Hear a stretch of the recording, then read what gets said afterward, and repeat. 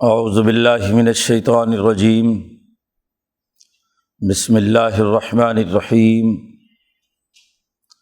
انا فتحنا لک فتحا مبینا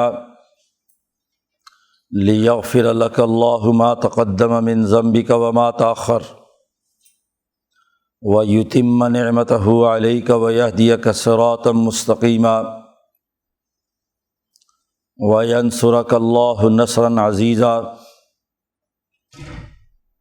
والذی انزل السکینۃ فی قلوب المؤمنین لیزدادوا ایمانا مع ایمانہم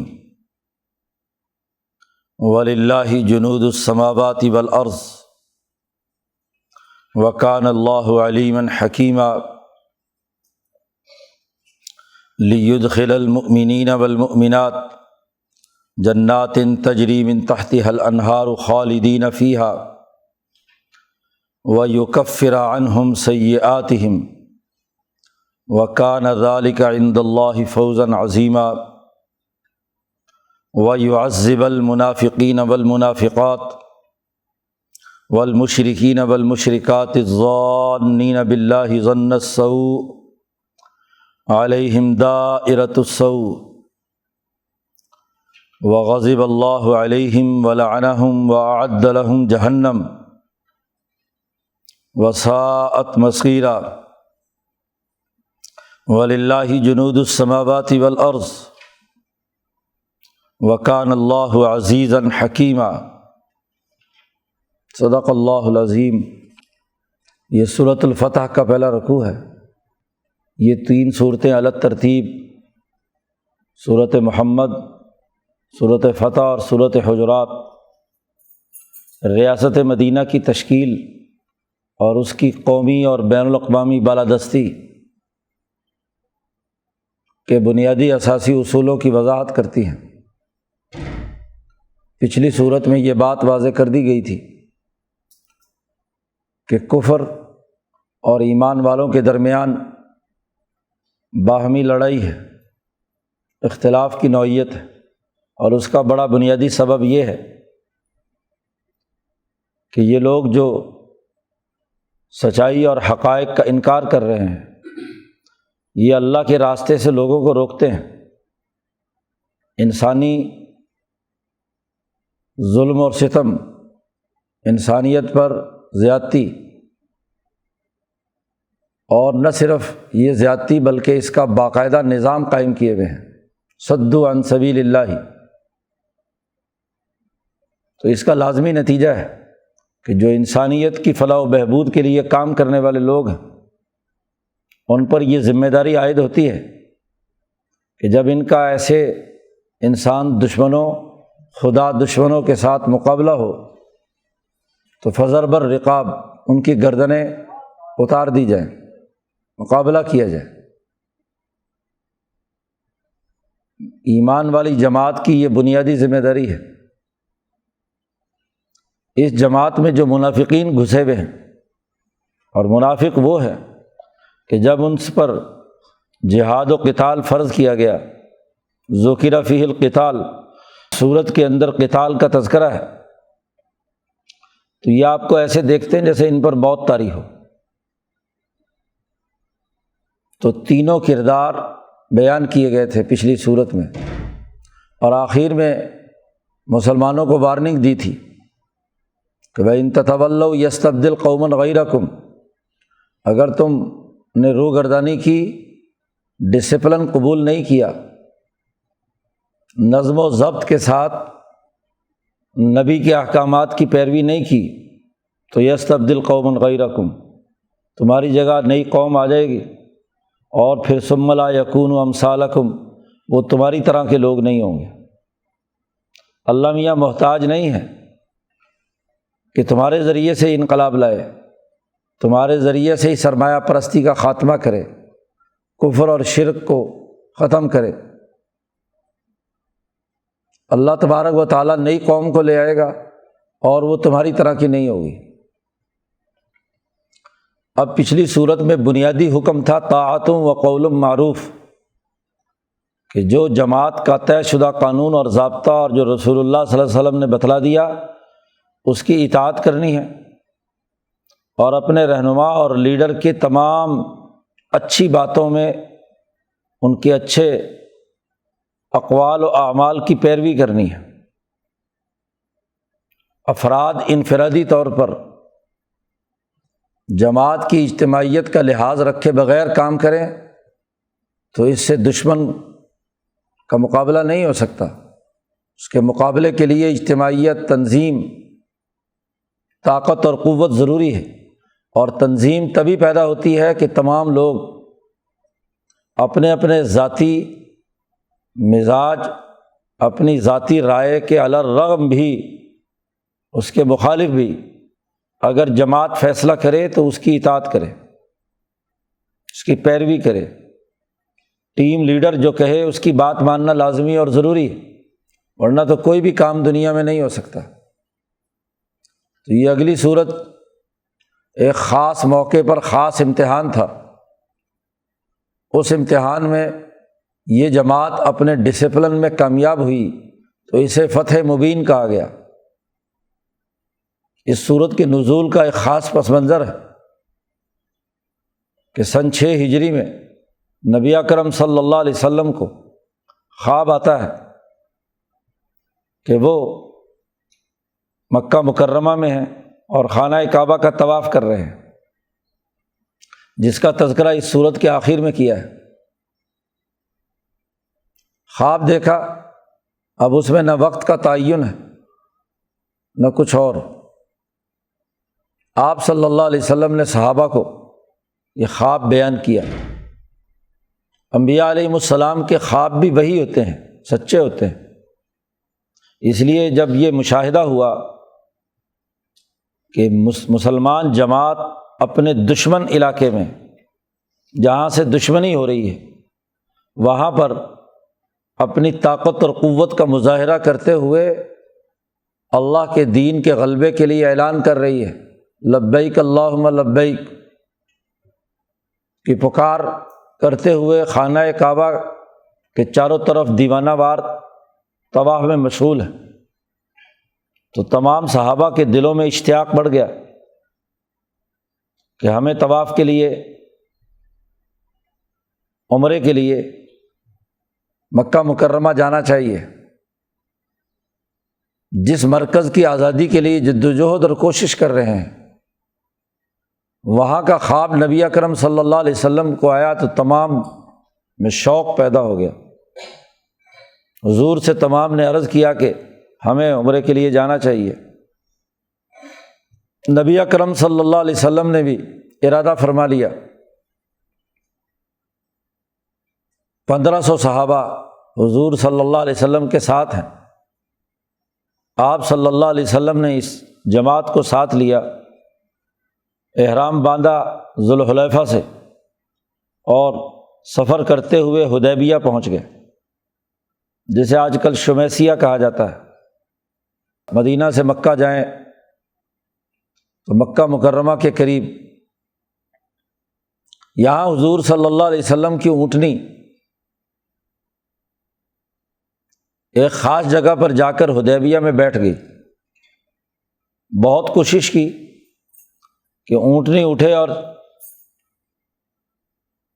مکہ میں داخل ہو، کیونکہ احرام کی حالت ہے۔ احرام کی حالت میں مکے کے مشرک اپنے شدید مخالفوں کو بھی مکہ آنے سے نہیں روکا کرتے تھے عام طور پر۔ اب اونٹنی بیٹھ گئی، بہت زور لگایا تمام نے کہ اونٹنی اٹھے، تو نبی اکرم صلی اللہ علیہ وسلم نے فرمایا کہ جس نے ہاتھی کو روکا تھا اسی نے اسے روک دیا۔ حبسہا حابس الفیل، وہ جو حضور صلی اللہ علیہ وسلم کی دنیا میں آمد کے زمانے میں ابرہہ نے حملہ کیا تھا، اس کا ذکر الم تر کیف فعل ربک باصحاب الفیل میں، یعنی اللہ تبارک و تعالیٰ نے اس اونٹنی کو روک دیا، یہ نہیں جائے گی اب آگے۔ رک گئے۔ ادھر سے جب یہ 1500 کا اجتماع حدیبیہ میں ہوا تو مکے والے پریشان، انہوں نے فیصلہ کیا کہ حضرت محمد صلی اللہ علیہ وسلم کو اب مکہ میں داخل نہیں ہونے دینا۔ آپ صلی اللہ علیہ وسلم نے حضرت عثمان کو مکہ مکرمہ بھیجا بات چیت کرنے کے لیے کہ بھئی ہم عمرے کی نیت سے آئے ہیں، کوئی اور ہمارا مقصد نہیں ہے، کوئی جنگ لڑنا یا کوئی قبضہ کرنا۔ ان کا خیال تھا کہ یہ عمرے کے نام پر آئیں گے اور مکہ ہم سے زبردستی طاقت سے چھین لیں گے۔ تو حضور نے پیغام بھجوایا کہ نہیں، ایسا نہیں، ہم صرف عمرہ کرنے آئے ہیں، عمرہ کر کے واپس چلے جائیں گے۔ حضرت عثمان رضی اللہ تعالیٰ عنہ مکہ سے پہلے ایک مقام میں ان سے مذاکرات کیے اور پھر انہی کے ساتھ آگے مکہ چلے گئے۔ حضور صلی اللہ علیہ وسلم نے حضرت عثمان سے یہ بات بھی کہی تھی کہ وہاں جو کمزور مسلمان اب تک موجود ہیں مکہ میں، ان سے بھی ملنا اور ان کو تسلی دینا کہ انشاءاللہ جلد ہی مکہ فتح ہوگا۔ اب جہاں دو چار ملاقاتیں کیں تو ان کے کان کھڑے ہو گئے، تو انہوں نے حضرت عثمان کو روک لیا۔ روکنے کی افواہ کے بجائے ان کی شہادت کی اور قتل کی افواہ پھیل گئی۔ جیسے حضور کے پاس صلی اللہ علیہ وسلم یہ خبر پہنچی تو آپ نے وہ مشہور بیعت رضوان لی کہ اگر حضرت عثمان کی شہادت کے بعد ہمیں لڑنا پڑا تو کون کون لڑنے کے لیے تیار ہے؟ تو سب لوگوں نے موت پر بیعت کی، ایک کیکر کے درخت کے نیچے، جس کا تذکرہ آگے اسی صورت میں آ رہا ہے۔ جب 1500 لوگوں نے حضور صلی اللہ علیہ وسلم کے ہاتھ پر موت پر بیعت لی کہ اگر مکے والوں نے حضرت عثمان کو شہید کر دیا تو ہم اپنا خون بہائیں گے اور مکے والوں سے بدلہ لیں گے، انتقام لیں گے۔ ان کے جاسوس بھی پھر رہے تھے، ان تک بھی یہ خبر پہنچ گئی کہ یہ صحابہ تو اس حد تک تیار ہے کہ اگر حضرت عثمان کو کچھ ہوا تو ہم گویا کہ یہ اعلان جنگ ہوگا، پھر عمرے کا معاملہ ایک طرف، اب تو کیا ہے، لڑائی ہوگی، قتال ہوگا۔ انہیں جب یہ پتہ چلا کہ جماعت اس حد تک حضور پر عاشق ہے، یہ عام طرح کی جنگ نہیں ہے جس میں لیڈر کے پیچھے جان قربان کرنے کے لیے لوگ تیار ہو جائیں، یہ خاص بات ہے۔ لوگوں نے دیکھا، اطلاع پہنچائی وہاں کہ صحابہ حضور کے ایسے عاشق ہیں کہ اسی حدیبیہ میں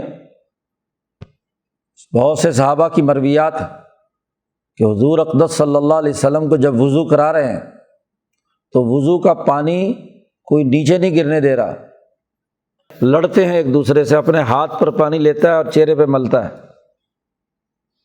حتیٰ کہ جس کا ہاتھ 1500 لوگ ہیں، ایک وضو کا تھوڑا سا پانی ہے تو وہ جس کو ہاتھ پانی نہیں بھی ملتا تو وہ اپنے ساتھی کے گیلے ہاتھ پر ہاتھ پھیر کر اپنے چہرے پر مل رہا ہے۔ انہوں نے دیکھا کہ یہ تو عاشق رسول اتنے ہیں کہ پانی وضو کا حضور کا نیچے نہیں گرنے دے رہے، ان کا مقابلہ ہم نہیں کر سکتے، اور رعب پیدا ہو گیا دشمن پر۔ قذف فی قلوبہم الرعب، اس سے پہلے کئی جنگوں میں شکست کھا چکے ہیں، بدر میں اپنی سیاسی قیادت قتل کروائی، احد میں دم دبا کر بھاگے، خندق کے اندر پورے اتحادی قبائل دہشت زدہ ہو کر بھاگے۔ تو 3-4 جنگوں میں جو براہ راست مدینے پر حملے کے لیے تھیں، ان میں ان کے دانت کھٹے ہو چکے تھے، مورال گر چکا تھا۔ بلکہ 5 ہجری میں بھیک مانگنے کے لیے بھی ابو سفیان وہاں گئے تھے جب قحط پڑا اور مکے والوں کی گندم ثمامہ ابن آسال نے روک لی۔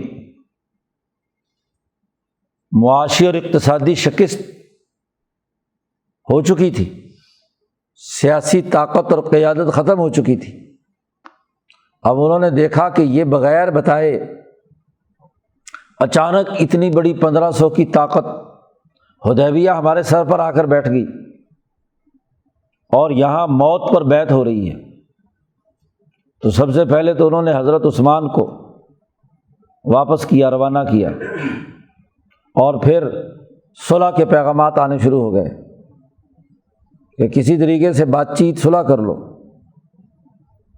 مصالحت کی بات چیت شروع ہوئی تو نبی اکرم صلی اللہ علیہ وسلم نے پہلے ہی فرما دیا تھا کہ جب اونٹنی اٹھنے کا نام نہیں لے رہی تھی کہ حبسہا حابس الفیل، ہاتھی کو جس نے روکا تھا اس روکنے والے نے اسے روک دیا، تو اللہ کے حکم سے اونٹنی نے اٹھنا تھا۔ انہوں نے فرمایا تم جتنا مرضی زور لگا لو یہ نہیں اٹھے گی۔ تو آپ نے اسی وقت فرمایا تھا کہ اگر مکے والے حرمات اللہ، شعائر اللہ، اس کی عظمت مان کر مجھ سے اور جو شرطیں بھی بنوائیں گے میں ضرور تسلیم کر لوں۔ ہم احترام حرم کے لیے آئے ہیں، حرمت حرم، اللہ کے دین کا غلبہ ہمارا مقصود ہے۔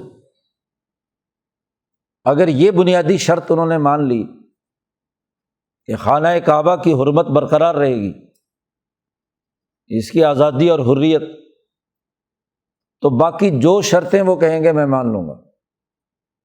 انہوں نے لمبی چوڑی شرائط بیان کر دی کہ پہلی شرط تو یہ ہے کہ آپ یہاں اس سال عمرہ نہیں کریں گے، واپس جائیں گے، جبکہ انسانی تاریخ میں کبھی مکے والوں نے باہر سے کسی دشمن بھی آ جائے عمرے کے لیے تو اس کے لیے بھی کوئی رکاوٹ نہیں تھی۔ خود 2-3 ہجری میں سعد عمرے کے لیے گئے تھے، امیہ ابن خلف کے گھر ٹھہرے اور انہوں نے عمرہ خود کرایا۔ مکے کے مشرکوں نے سعد جو حضور صلی اللہ علیہ وسلم پر، وہاں ابو جہل سے مکالمہ بھی ہوا کہ تم تو دشمن ہو، تمہارے یہاں ہمارے گئے ہوئے لوگ ان کو تم نے پناہ دی ہوئی ہے، تو وہاں ترکی بترکی جواب بھی دیا اور عمرہ بھی کیا۔ لیکن یہ تاریخ میں پہلی دفعہ بات تھی، عمرے سے روک دیا گیا۔ حضور نے فرمایا شرط قبول ہے، اگلے سال عمرے کے لیے آپ آئیں، بغیر ہتھیاروں کے آئیں، اتنے دن رہ سکتے ہیں وغیرہ وغیرہ، اور مختلف شرطیں ایسی جو بظاہر مکے والوں کے حق میں تھی۔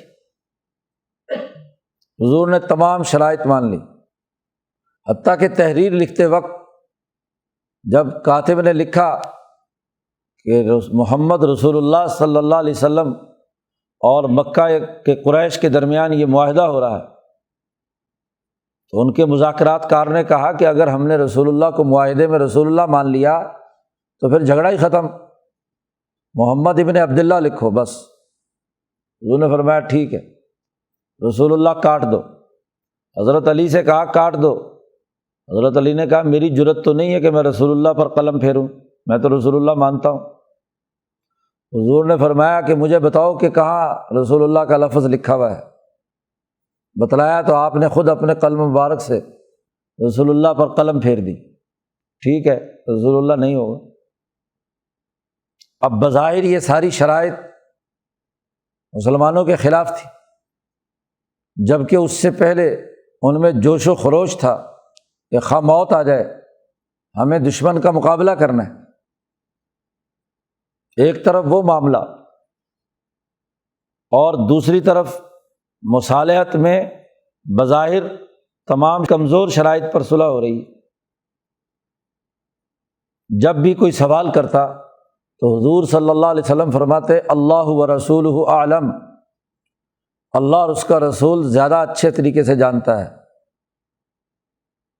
کہ اس کے نتائج کیا مرتب ہوں گے، دور تک نظر ہے۔ حضرت عمر فاروق رضی اللہ تعالیٰ عنہ فرماتے ہیں کہ میں نے جب یہ شرائط سنی تو میرے اندر جذبہ اور داعیہ پیدا ہوا۔ بعد میں اگرچہ میں نے اس پر بڑی ندامت اور توبہ اور استغفار کی تو پتہ نہیں کوئی طاقت مجھے مجبور کرتی رہی، میں سیدھا ابو بکر کے پاس پہنچا، پہلے ابو بکر کے پاس آئے ہیں اور ان سے کہا کہ کیا یہ رسول اللہ نہیں ہے جو اپنا قلم سے خود رسول اللہ کاٹ رہے ہیں؟ کیا یہ اللہ کے رسول نہیں ہے؟ ابوبکر صدیق نے کہا ہاں اللہ کے رسول ہے۔ کیا ہم مسلمان نہیں ہیں؟ انہوں نے کہا ہاں مسلمان۔ کیا یہ مشرک نہیں ہے؟ ابوبکر نے کہا ہاں مشرک ہے، مقابلہ کرنا ہے۔ تو پھر ہم کیوں اپنے دین کے اندر یہ ذلت قبول کریں کہ ذلت امیز شرائط پر صلح کر کے جائیں، جبکہ ہمارے زور بازو میں طاقت ہے، ہم طاقت کے بل بوتے پر بھی عمرہ کر سکتے ہیں۔ اب حضرت عثمان کے ذریعے سے پیغام پہنچا چکے ہیں کہ ہم لڑنے کے لیے نہیں آئے بلکہ ہم عمرہ کرنے کے لیے آئے ہیں۔ تو عمر فاروق نے کہا کہ ہم یہ ذلت امیز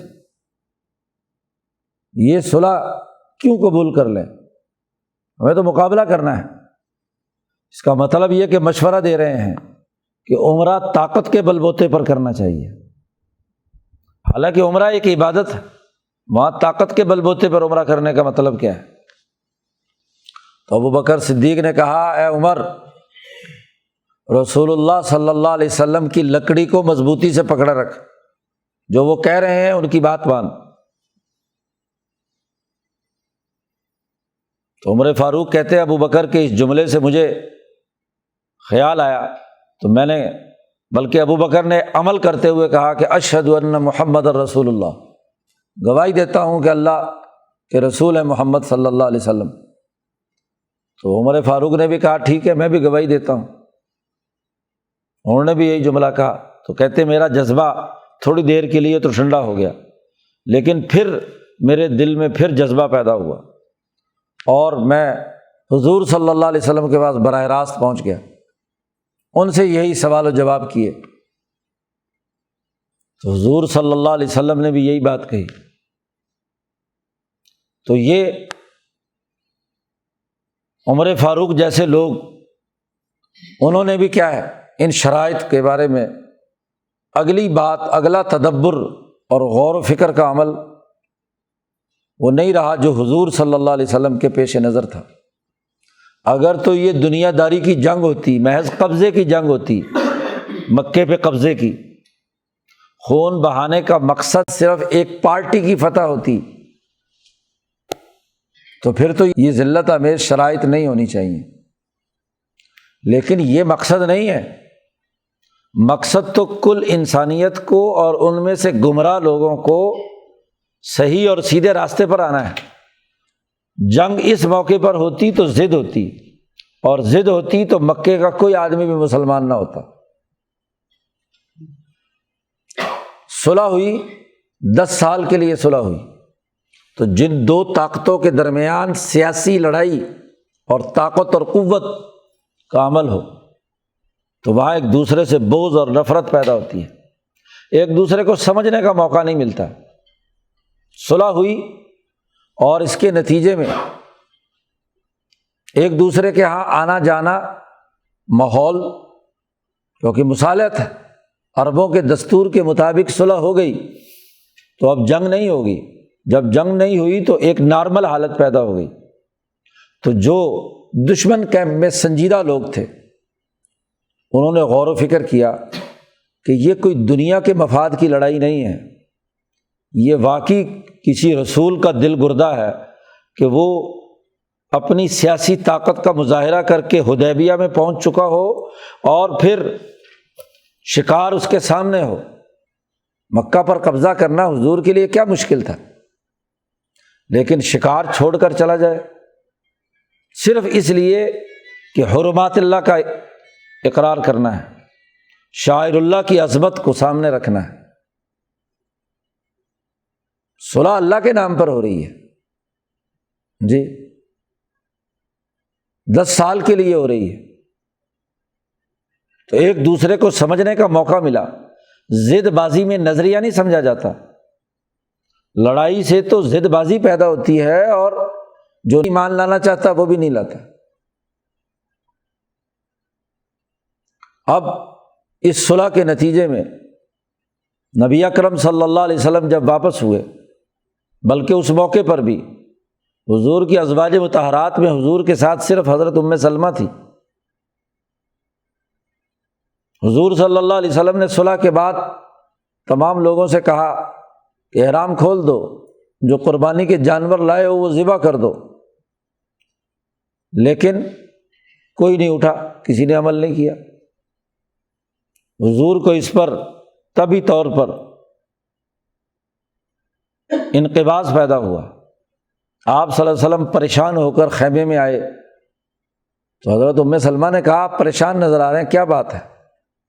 حضور نے فرمایا کل تک تو یہ میرے ہاتھ پر بیعت کر رہے تھے موت پر، میرے وضو کا پانی جو ہے وہ اپنے بدن پہ مل رہے تھے، اب میں انہیں کہہ رہا ہوں کہ احرام کھول دو تو کوئی کام کرنے کے لیے تیار نہیں ہے۔ تو حضرت ام سلمہ نے کہا کہ یہ ان پر شدت غم کا پہاڑ ہے، ٹوٹا ہے، ابھی یہ ایک دم موت پر لڑائی کے لیے تیار تھے اور ایک دم ان کو حکم ملا ہے کہ سرنڈر کر جاؤ، اس سال عمرہ نہیں ہوگا، واپس جانا ہے۔ تو تبھی اثر ہے، آپ ایسا کریں کہ خود باہر جائیں اور اپنا اونٹ ذبح کر دیں، اپنا حلق کرائیں، احرام کھول دیں، کسی کو کچھ نہ کہیں۔ ایسی جذباتی فضا میں حکم دینا، اس پر عمل درآمد کرنا خاصا مشکل ہوتا ہے، عمل سے کریں۔ آپ کو جب کرتے ہوئے دیکھیں گے تو خود بہت آہستہ آہستہ ان کے وہ بھی بات سمجھ میں آئے گی، اور وہ بھی کیا ہے۔ تو یہ بڑا سمجھداری کا مشورہ حضرت ام سلمہ رضی اللہ تعالیٰ عنہ نے دیا۔ حضور صلی اللہ علیہ وسلم باہر تشریف لائے، اپنی قربانی ذبح کی، خود اپنے بال کٹوائے، احرام کھول دیا، دوسرے کپڑے پہن لیے، تو آہستہ آہستہ سب لوگ اٹھتے گئے، حضرت ابو بکر، عمر، تمام لوگ، تو آہستہ آہستہ سب نے احرام کھول دیا۔ اب یہاں جماعت کا بھی امتحان کہ وہ ڈسپلن کی پاسداری کس درجے میں کرتی ہے۔ پوری جماعت طاعت و قول معروف کی عملی مثال سامنے آ گئی۔ حضرت عثمان کی شہادت کے واقعے کی خبر آتی ہے تو ایک وقت ایک حکم دیا جاتا ہے موت پر بیعت کا، تو سب بیعت کر لیتے ہیں۔ اس کے کچھ عرصے بعد ہی کہا جاتا ہے کہ اب احرام کھول دو اور واپس چلو، تو دو متضاد حکم ہیں۔ اللہ نے پچھلی صورت میں محمد میں یہ بات کہی تھی کہ نبلو اخبارکم، ہم تمہاری خبروں کا امتحان لیں گے، مولا نبلونکم، ہم تمہارا امتحان ضرور بھی ضرور لیں گے تاکہ ہمیں معلوم ہو کہ کون مجاہدین ہیں اور کون صابرین ہیں۔ دو باتیں کہی تھیں، جہاد کا حکم دیا جائے تو جہاد میں لڑنے والے کون ہیں، اور اگر صابرین صبر کا حکم دیا جائے رک جاؤ، تو فوج تربیت یافتہ وہی ہے کہ جو آرڈر ملے آگے بڑھنے کا آگے بڑھے، اسے آرڈر ملے پیچھے ہٹ جاؤ ہٹ جائے۔ اپنی خواہش اور اپنے فہم کے مطابق بات نہیں ہے، اس جماعت کی اجتماعیت کے مطابق بات ہے، اس کی لیڈرشپ اور قیادت جو فیصلہ کرے اس کے مطابق کام کرنا ہے۔ تو یہ ڈسپلن میں پوری جماعت پوری اتری۔ جی نبی اکرم صلی اللہ علیہ وسلم نے غور و فکر اور تدبر سے جو حکمت عملی اپنائی، اس کے دور رس نتائج مرتب ہوئے۔ تو جب صلح حدیبیہ کے بعد واپس جا رہے تھے تو صحابہ کے دل بوجھل تھے، غمگین تھے، انہیں یہ صدمہ تھا کہ ہم عمرہ نہیں کر سکے۔ دلیر اور بہادر لوگ جو طاقت کے بل بوتے پر ہر کام کر گزرتے ہیں، ان کو جب عمرے سے روک دیا گیا تو ان کے دل پر کیا بیت رہی تھی۔ نظم و ضبط اور ڈسپلن کے تحت بات قبول کر لی، لیکن دلوں میں جذبات موجزن تھے۔ تو راستے میں یہ پوری صورت نازل ہوئی، انا فتحنا لک فتحا مبینا۔ اللہ نے اعلان کر دیا کہ بے شک ہم نے اے محمد صلی اللہ علیہ وسلم آپ کو بڑی واضح فتح عطا عنایت فرمائی۔ فتح مبین، صلح حدیبیہ کو فتح مبین قرار دیا، بہت بڑی فتح ہم نے آپ کو عطا فرمائی، واضح دو ٹوک فتح۔ لکا کہا حضور صلی اللہ علیہ وسلم کو کہ آپ کو ہم نے خاص طور پر آپ کی اونٹنی بٹھا دی، ہاں جی، مکالمہ ہوا، اور اس پورے معاملے میں حضور اقدس صلی اللہ علیہ وسلم نے جس تدبر، جس سیاسی حکمت عملی، جس دور اندیشی کے ساتھ فیصلے فرمائے، تو یہ آپ کی قیادت کا کمال تھا۔ اس لیے خاص طور پر کہا آپ کو ہم نے فتح مبین عطا فرمائی۔ لِیَغْفِرَ لَكَ اللَّهُ مَا تَقَدَّمَ مِن ذَنبِكَ، اور یہ اس لیے فتح فرمائی تاکہ اللہ آپ کے گزشتہ بھی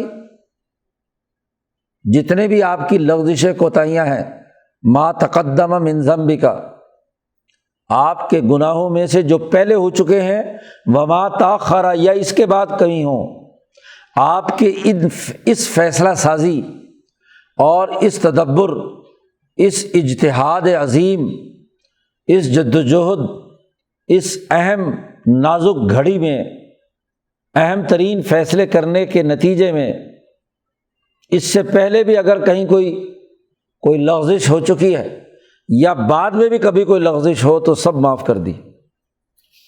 اس لیے صلح حدیبیہ باقی تمام فتوحات کا ٹرننگ پوائنٹ ہے، اور اس کے مقاصد و اہداف بیان کرنا ہے کہ یہ فتح، یہ تمام معاملات کسی ذاتی غرض کے لیے نہیں ہے، یہ اعلیٰ مقاصد کے لیے ہے، انسانیت کو اللہ کے ساتھ جوڑنے اور انسانیت کی بقا کے لیے۔ انسانوں کا قتل کرنا کوئی مقصد نہیں۔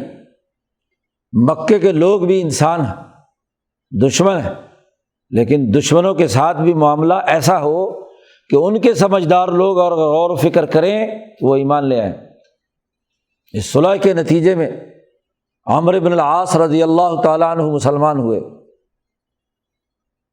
اسی صلح حدیبیہ کے بعد ہی انہوں نے سوچا، عمرو بن العاص سیاست دان، حکمران، تدبر والے، دور اندیش آدمی، انہوں نے سوچا کہ اگر یہ دنیا کی جنگ ہوتی محمد مصطفیٰ صلی اللہ علیہ وسلم کی تو کبھی اس طریقے سے صلح کر کے واپس نہ جاتے۔ کہتے کیا ہیں یہ؟ اس سے پہلے تو آنکھوں پہ پٹی بندھی ہوئی تھی، بات سمجھ میں نہیں آتی تھی، اب غور و فکر کیا تو بات سمجھ میں آئی، اور رسول اللہ صلی اللہ علیہ وسلم کی حقانیت سمجھ میں آ گئی، تو سیدھے آئے اور مسلمان ہو گئے۔ ایک اور ان کا دلیر سپہ سالار خالد بن ولید، وہ مسلمان ہوئے جی۔ تو یہ بڑے بڑے لوگ، ہاں جی، اسی صلح کے نتیجے میں جن کو غور و فکر کا موقع ملا وہ دین میں داخل ہوئے۔ تو انسانوں کو قتل کرنا تو کوئی مقصد نہیں ہے۔ یہاں اللہ پاک نے نبی اکرم صلی اللہ علیہ وسلم کے اس صلح حدیبیہ کے نتیجے میں 4 انعامات کا ذکر کیا ہے کہ اس فتح مبین کے نتیجے میں 4 فائدے حاصل ہوئے۔ نمبر 1، تاکہ آپ کے اگلے پچھلے تمام گناہ معاف کر دیں۔ لیغفر لک اللہ ما تقدم من ذنبک، حضور اقدس صلی اللہ علیہ وسلم کے اپنے فیصلے تو درست ہوتے ہیں، لیکن جماعت کے قائد اور رہنما بھی ہیں، تو جماعت کی غلطیاں، جماعت کے کسی فرد کی غلطیوں کا ایک طرح سے ذمہ دار لیڈر اور رہنما بھی ہوتا ہے۔ تو گویا کہ ان تمام کا اگلا پچھلا سب معاف کر دیا گیا، اور یہ دنیا انسانیت میں واحد اعزاز ہے امام الانبیاء حضرت محمد مصطفیٰ صلی اللہ علیہ وسلم کو، جو کسی نبی کو اور حاصل نہیں ہے، اور کسی نبی کو حاصل نہیں تو باقی انسانوں میں سے کس کو ہو سکتا۔ اس لیے جو روایت حشر کے میدان کی ہے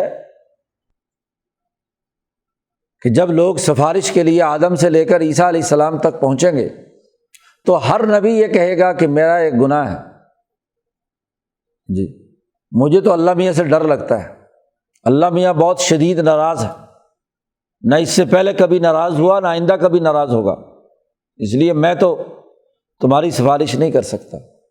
ہوتے ہوتے جب عیسیٰ علیہ السلام کے پاس آئیں گے تو عیسیٰ علیہ السلام بھی کہیں گے کہ مجھ سے بھی ایک لغزش ہوئی ہے، میں بھی یہ سفارش نہیں کر سکتا، جاؤ محمد مصطفیٰ صلی اللہ علیہ وسلم کے پاس کہ اللہ نے ان کے اگلے پچھلے سارے گناہ معاف کر دیے۔ یہ جملہ کہیں گے لیغفر لک اللہ ما تقدم من ذنبک وما تاخر، کہ اگر بالفرض اس سفارش کرنے میں محمد صلی اللہ علیہ وسلم سے غلطی بھی ہو گئی تو اللہ نے پہلے ان سے وعدہ کیا ہے کہ اگلے پچھلے سارے گناہ تمہارے معاف کر دیے جائیں گے، اس لیے محمد مصطفیٰ صلی اللہ علیہ وسلم کے پاس جاؤ۔ تو اس وصف کا خاص طور پر عیسیٰ علیہ السلام نے نبی اکرم صلی اللہ علیہ وسلم کے حوالے سے تذکرہ کیا، ما تقدم من ذنبک وما تاخر۔ پہلی بات، پہلا انعام، فتح مبین کا پہلا نتیجہ، وَيُتِمَّ نِعْمَتَهُ عَلَيْكَ، دوسرا اس فتح مبین کا فائدہ یہ ہے کہ آپ پر اللہ نے اپنی نعمت مکمل کر دی۔ فتح عظیم کے حاصل ہوتے ہی اتمام نعمت کا لفظ بولا ہے، اور یہ لفظ آخری آیت جو نازل ہونے والی ہے وہاں بھی ہے، الیوم اکملت لکم دینکم واتممت علیکم نعمتی ورضیت لکم الاسلام دینا، وہاں بھی اتمام نعمت کا ذکر ہے۔ یہ نعمت کیا ہے؟ اتمام نعمت کی تشریح کرتے ہوئے امام شاہ ولی اللہ دہلوی اور حضرت سندھی نے اس کی وضاحت کی، تفصیل بیان کی کہ اتمام نعمت سے مراد حکومت اور خلافت۔ صلح حدیبیہ میں کیا ہوا؟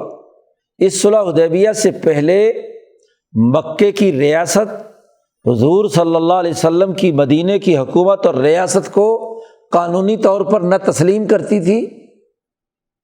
ان کے دماغ میں یہ تھا کہ یہ ایک چھوٹی سی یہاں سے بھاگی ہوئی جماعت ہے، ہم جب جی چاہے ان کو ختم کر دیں گے۔ لیکن اس صلح کا معاملہ جب پیش ہوا تو برابر کی سیاسی طاقت اور ریاست تسلیم کر لی۔ جی، ایسی ریاست جس سے خوف زدہ ہے، اور خوف بھی اتنا ہے کہ ان کو عمرہ کرنے کی اجازت بھی نہیں دے رہے۔ تو یہ تو مروبیت کی علامت ہے، اس سال عمرہ نہ کرنے کی پابندی لگانا، جبکہ انسانی تاریخ میں کبھی کسی کو عمرے سے نہیں روکا گیا، تو یہ تو خوف زدگی کی علامت ہے۔ تو ریاستی طاقت اور قوت، حکومتی طاقت اور قوت، قومی اور بین الاقوامی انقلاب کی تکمیل کی نوید ہے۔ اور پھر اس صلح حدیبیہ سے پہلے حضور الجھے ہوئے ہیں اسی مکے کی ریاست کے خلاف مزاحمتی عمل میں۔ صلح ہو گئی تو راستہ صاف ہو گیا، طے ہو گیا کہ جس قبائل کو ہم دعوت دیں اور ہمارا ساتھی بننا چاہے تو اس قانون کے تحت وہ ہمارا ساتھی ہوگا، اور تم آزاد ہو کہ تم قبائل کو دعوت دے کر جو تمہارے ساتھ ہونا چاہے تو کیا ہے تمہارے ساتھ ہو جائے۔ تو قبائل کے یہ راستہ کھل گیا کہ وہ حضور اقدس صلی اللہ علیہ وسلم کی ریاستی طاقت کو تسلیم کر کے آپ کی حکومت کے ساتھ معاملات طے کر سکتے ہیں، جن پر مکے والوں کو کوئی اعتراض نہیں ہوگا۔ پھر مکے کی طرف سے صلح ہو کر معاملہ طے ہو گیا 10 سال کے لیے۔ جی، تو حضور صلی اللہ علیہ وسلم نے فوراً اگلے سال 7 ہجری میں، بلکہ ذی الحج سے واپس آئے ہیں تو محرم سفر میں ہی، یعنی یہ عمرے کے لیے ذوالقعدہ میں گئے تھے، عمرہ نہیں کرنے دیا، تو حضور صلی اللہ علیہ وسلم ذی الحج میں واپس آئے ہیں، اور اگلے سال محرم میں حضور نے تیاری کر دی کہ مکہ تو معاملہ ہو گیا، اب شام کی طرف کے علاقوں کی طرف نظر کرو، یہاں تو مصالحت ہو گئی، یہ سرحد تو محفوظ ہو گئی۔ چنانچہ حضور نے خیبر پر حملہ کیا، خیبر فتح کیا، فتوحات کا راستہ دوسری طرف کھل گیا، کیونکہ ایک پرانے قدیم دشمن سے مصالحت ہو گئی تو وہاں تو معاملہ ختم، اب سارا جنگی اجتماع دوسری طرف منتقل کر دیا گیا، تو فتح مبین کا راستہ کھل گیا، حکومت کا دائرہ وسیع ہونا شروع ہو گیا۔ تو یتم نعمتہ علیک، دوسرا اور تیسری بات یہ ہے کہ وَيَهْدِيَكَ صِرَاطًا مُسْتَقِيمًا، یہ فتح مبین آپ کو دی تاکہ آپ کے لیے ایک واضح صراط مستقیم کے اب کرنا کیا ہے، بین الاقوامی انقلاب کی تیاری کے لیے ایک اگلا راستہ واضح کر دیا۔ ہدایت، اراۃ الطریق، مستقبل کی منصوبہ بندی، مستقبل کا روڈ میپ کیا ہوگا، وہ بھی ہم نے اس صلح کے ذریعے سے، اس فتح مبین کے ذریعے سے آپ کے سامنے واضح کر دیا کہ بین الاقوامی طاقتوں اور قوتوں کی طرف دیکھا جائے۔ حضور نے خطوط لکھنے شروع کر دیے جی بین الاقوامی طاقتوں کو، کیسر و کسریٰ کو، تو ایک نیا بین الاقوامی صراط مستقیم ہم نے آپ کے سامنے واضح کر دیا۔ اور پھر چوتھا انعام، ینصرک اللہ نصرا عزیزا، اللہ نے آپ کی بڑی زبردست مدد کی، آپ کا رعب پیدا کر دیا۔ گئے تھے عمرے کے لیے، عمرے کی ظاہری عبادت تو نہیں ہو سکی، لیکن آپ کا رعب پیدا کر کے دشمن کے خلاف آپ کو کیا ہے، مدد پہنچائی، صحیح فیصلے کروائے۔ اس لیے اللہ کی طرف ڈالتے ہوئے حضور نے فرمایا کہ یہ اونٹنی اس اللہ نے روکی ہے جس نے فیل کو روکا تھا۔ تو اس کے ذریعے سے اگر سیدھے جا کر مکہ میں عمرہ کرتے تو شاید وہ نہ روک پاتے، لیکن یہ جو فوائد اور ثمرات ہیں یہ حاصل نہیں ہونے تھے۔ تدبر سے جو نتیجہ نکلتا ہے وہ بنیاد ہے، محض اشتعال انگیزی سے نتائج نہیں نکلتے۔ تو محض جانا اور لڑنا، عمرہ کر لینا، یہ کیا بات ہوئی؟ ینصرک اللہ نصرا عزیزا، 4 انعامات نبی اکرم صلی اللہ علیہ وسلم پر ہاں جی یہاں بیان کیے۔ جب یہ آیات نازل ہوئیں تو صحابہ نے حضور سے عرض کیا کہ یا رسول اللہ، آپ کے انعامات تو اللہ نے بیان کر دیے، ہم جو ساتھ تھے مسلمان، ہمارے لیے کیا ہے؟ تو آیات اگلی نازل ہوئی، هو الذی انزل السکینۃ فی قلوب المؤمنین، وہ اللہ وہ ہے جس نے مومنین کے قلوب میں اطمینان اور سکون نازل کیا۔ دلوں میں بڑا اضطراب تھا جی، پہلے اضطراب اور شوق تھا عمرے کا، اس کے شوق میں احرام باندھ کر چلے آ رہے ہیں، اور پورے جذبات میں ہے کہ ہمارے راستے میں کوئی آئے گا تو رون ڈالیں گے، ہم عمرہ ضرور کریں گے۔ رکاوٹ کھڑی ہو گئی، قلب میں شورش تھی جی، رکاوٹ کھڑی ہو گئی، تو اب اطمینان اور سکون کی کیفیت نازل ہوئی۔ پھر عثمان رضی اللہ تعالیٰ عنہ کو بھیجا اور ان کی شہادت کی خبر ملی تو پھر شورش پیدا ہو گئی۔ پھر کیا ہے؟ دلوں میں اطمینان، کہاں تو صرف عبادت کے جذبے سے آ رہے تھے، اور کہاں عمرے کی حالت میں احرام باندھے ہوئے موت پر بیعت کر رہے ہیں کہ لڑیں گے۔ اور ایسا سکون اور اطمینان نازل ہوا کہ لوگ اس درخت کے نیچے بیعت کرنے کے لیے دیوانہ وار پہنچے ہوئے ہیں۔ تو اللہ نے اطمینان اور سکون دیا، موت پر پرعزم ہو گئے کہ موت قبول کریں گے، جنگ ضرور لڑیں گے، اور عثمان کی شہادت کا بدلہ لیں گے، قصاص عثمان، اس کے لیے کردار ادا کریں گے۔ دوسرا، اس کے بعد صلح کے معاملات شروع ہوئے، اور صلح کی کمزور شرائط بظاہر سامنے آئیں تو پھر شورش پیدا ہوئی جی، اضطراب پیدا ہوا۔ تو پھر اللہ نے کیا ہے، صلح کے ہونے کے بعد پھر اطمینان ڈالا، سکون ڈالا۔ تربیت ہے یہ، جماعت کی تربیت اسی طرح ہے کہ امتحان میں ڈالا جائے۔ وَلَنَبْلُوَنَّكُمْ، ہم تمہیں ضرور آزمائیں گے، اور ہر آزمائش کے موقع پر اللہ نے اطمینان نازل کر کے اس آزمائش میں مومنین کو سرخرو کیا۔ تو یہ احسان جتلایا کہ اللہ وہ ہے جس نے اطمینان اور سکون نازل کیا فی قلوب المومنین۔ چیلنج کا درپیش ہونا برا نہیں، شورش پیدا ہو سکتی ہے دلوں میں، لیکن اس کا مستقل رہنا جرم ہے، خرابی ہے۔ اس سے سیکھ کر چیلنج کا مقابلہ کرنے، اطمینان اور سکون کے ساتھ اپنے اصل نظریے کے مطابق کردار ادا کرنا، یہ اہم ہے۔ یہ صحابہ کی جماعت کے اندر پیدا ہوا، اور کیا ہوا؟ لیزدادوا ایمانا مع ایمانہم، ایک ایمان کے بعد دوسرے ایمان کا مزید اضافہ ان کے دلوں میں اللہ نے پیدا کیا۔ ہر ایک مرحلے میں کوئی خواب و خیال میں نہیں تھا عمرے کا شوق، خواب حضور نے بیان کیا تو ایمان میں اضافہ ہوا، شوق پیدا ہو گیا، تیاری کر لی۔ تو ان تمام مرحلوں میں ہر مرحلے میں ایمان میں مزید اضافہ ہوا۔ جب خلاف طبیعت ڈسپلن قائم رہنے، نبی کی اطاعت کے نتیجے میں مختلف مراحل سے گزرے، ہر مرحلے میں ایمان میں مزید اضافہ ہوا۔ وَلِلَّهِ جُنُودُ السَّمَاوَاتِ وَالْأَرْضِ، اور اللہ کے لیے آسمان و زمین میں بڑے لشکر ہیں، بہت لشکر ہے۔ یہ بات بھی واضح کر دی کہ اگر تم ڈسپلن کی پاسداری نہیں کرو گے،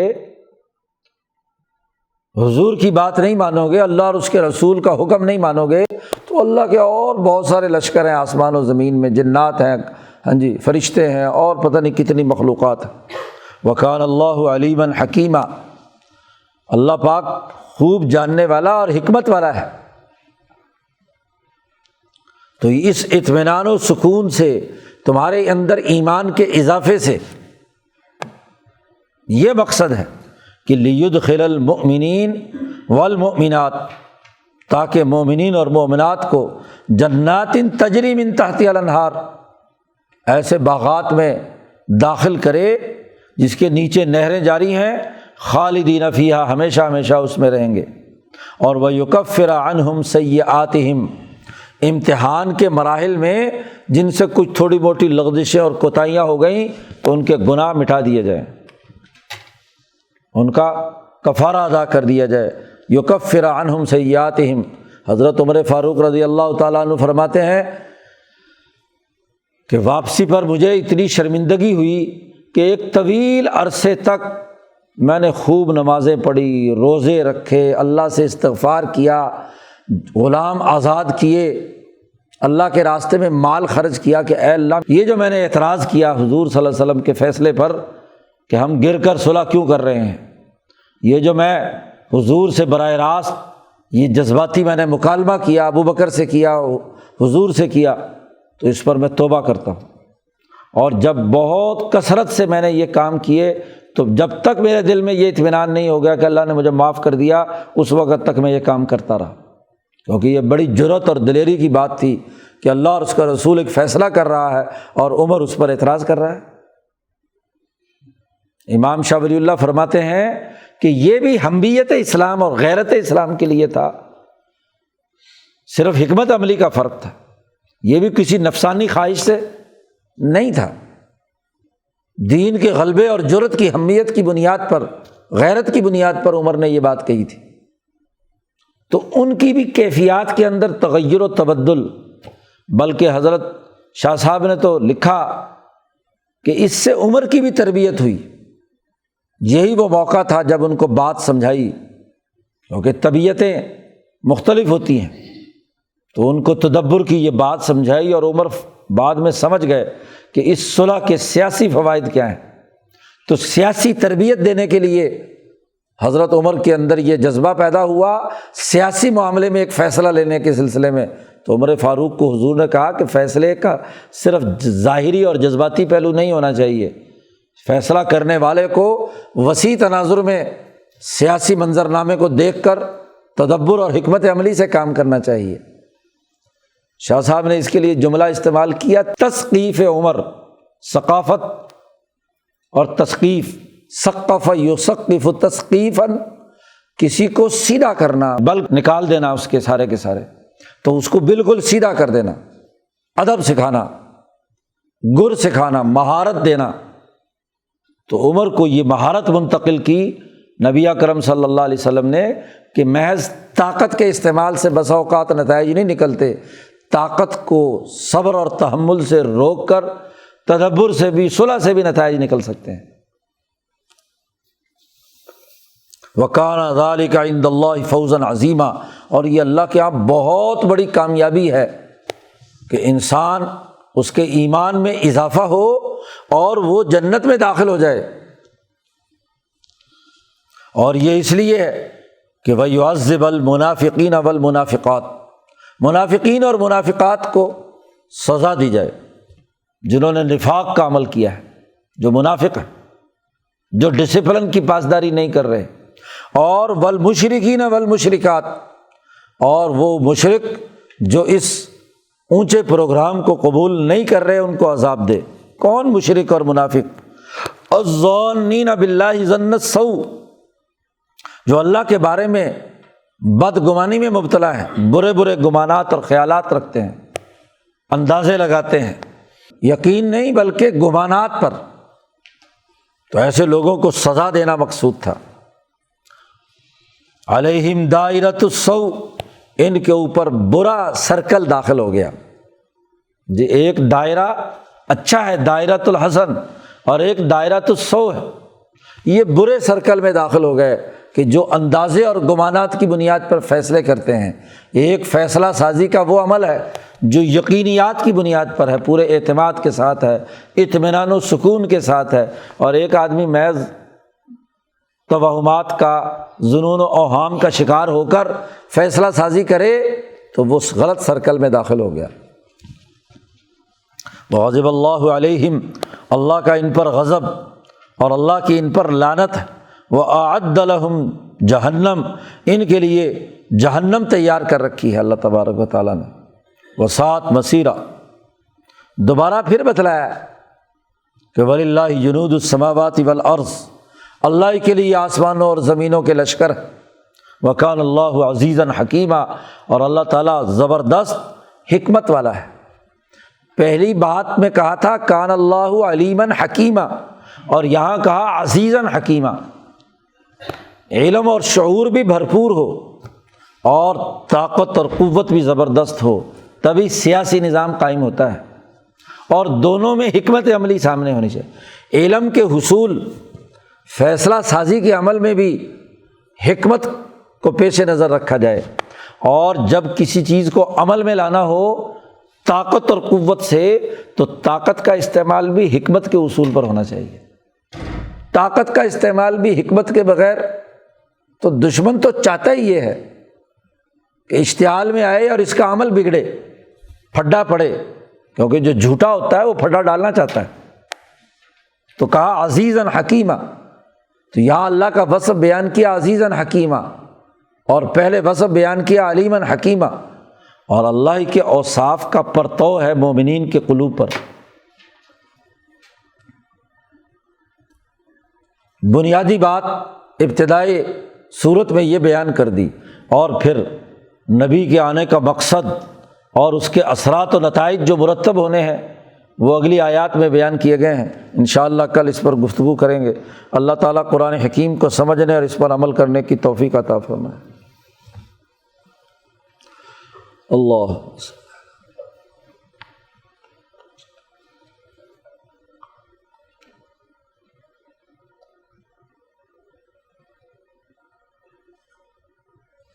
اجمعین۔